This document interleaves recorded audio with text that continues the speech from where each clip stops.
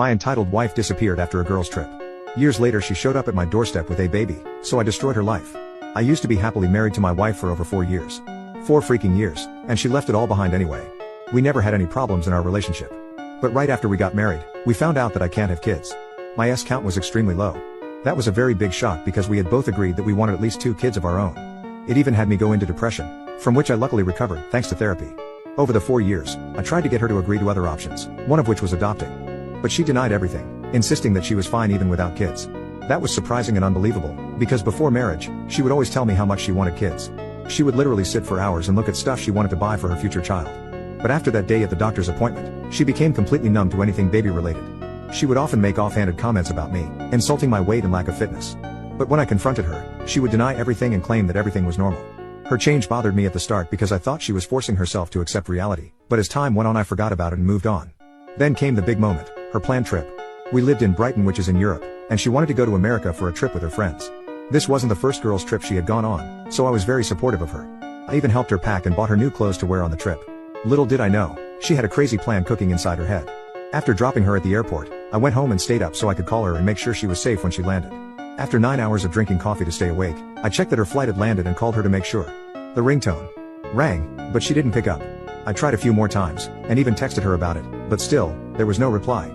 Thinking she was tired and had gone to sleep at the hotel, I also tucked myself into the bed. But since I was still extremely worried about her well-being, I kept waking up and checking my phone for updates. In the morning, I noticed that she still hadn't called back or replied to my texts. After trying for a few more minutes, I called her sister to ask if she had talked to my wife. She hadn't, so I decided to call my wife's friends who were supposed to be on the trip with her. That might sound very invasive, but I genuinely thought it was an emergency. For the longest time, I have had a fear of my plane crashing into the water, and I didn't want my wife to go through that horrible fate. But when I called her friends, guess where they were at? They were 2 blocks away, having morning tea at a cafe. I thought it was a silly prank and I was being messed with. But no. My wife had truly disappeared, and abandoned me. I was distraught and completely went off the rail.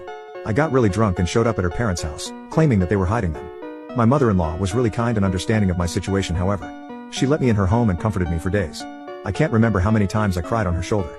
Eventually, I accepted reality and began working on moving on. It took me a long time. Even with the support of my family and friends, I still missed my wife a lot.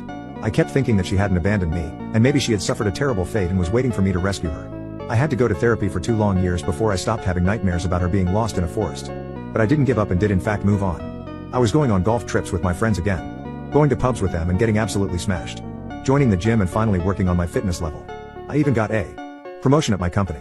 I thought that my life, which had stopped in time, was finally moving again, and I was happy. But of course, my wife had to ruin that as well. A little less than 4 years after she disappeared, I saw my wife standing at my door with a baby in her arms. I thought that my life, which had stopped in time, was finally moving again, and I was happy. But of course, my wife had to ruin that as well. A little less than 4 years after she disappeared, I saw my wife standing at my door with a baby in her arms. I thought that I was dreaming again, and asked, "Is that really you?" She excitedly said yes and asked if she could come in. But I refused, and told her to keep standing. I didn't know what was going on, but I wasn't going to be deceived again.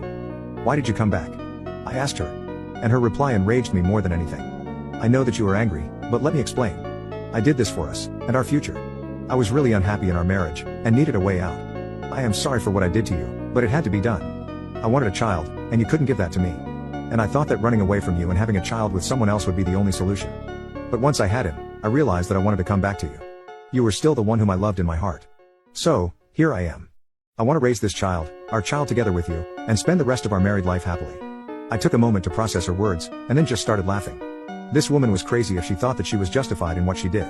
I calmly told her, "Listen, you and I are done. You betrayed me and left me. Our relationship ended that day, and I have moved on. I don't know that child and probably never will, so just leave and go back to where you came from." That was a pretty good way to end things off in my opinion. But she didn't like it, and began yelling at me as if her earlier words were nothing but a rehearsed script. "What? Are you crazy? I am saying that I'm ready to spend my life with you, so why are you turning me away? You do realize that I could have divorced you and taken this house along with half your money. Or I could have taken some expensive things with me when I disappeared. But I didn't do any of it. And still, you think I don't deserve a second chance? Think again, or otherwise you will deeply regret it." I laughed at her once more, and explained that if she wanted to be a criminal, she was welcome to do so. I was actually glad that my heart wasn't moved by her words.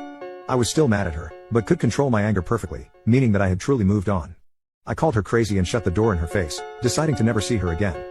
But after one day, I had a change of mind. I came to the realization that she wasn't being punished for her actions, and I needed to change that. I didn't deserve what she did to me, and I wanted some payback. I found her whereabouts, and found out that she had gone to her parents' house. I had actually built a really nice relationship with them during these years, but I was extremely disappointed that they would forgive her and take her back in. I get it, they are her parents and can't just turn her away. But I still sent a text to her mother, saying how disheartened I was by her actions. Then, I decided to find out what happened. I couldn't find out anything about the baby's father, except that he was nowhere near involved anymore. And she was planning on getting a job to pay for her expenses. I found out what companies she had applied for, and one of them was my own. First I rejected her application for my company. Then, I sent them all a very long email about how she was manipulative, deceitful and unloyal, and didn't deserve to be hired. I had actually worked really hard and rose to an executive position in my company, so my word held a lot of weight. Just as I had expected, she was rejected from every single job that she applied for. Now, she has no income and probably doesn't even have enough money to leave the city. Her parents aren't that well off. They can't afford to keep her in their house for much longer, especially with the baby in the picture. In fact, I've already got several texts and voicemails from them. Some are apologizing about them taking their daughter back in, but others are asking me for some money, sympathy and support. Obviously, I'm ignoring everything. I also texted my wife's friends, telling them to not support her in any way. They are all on my side because they were also blindsided by her actions of 4 years ago. So, she will have no choice but to raise a child all on her own while struggling to find food on the street. My satisfaction levels are off the roof, and I'm going to have the best sleep of my life.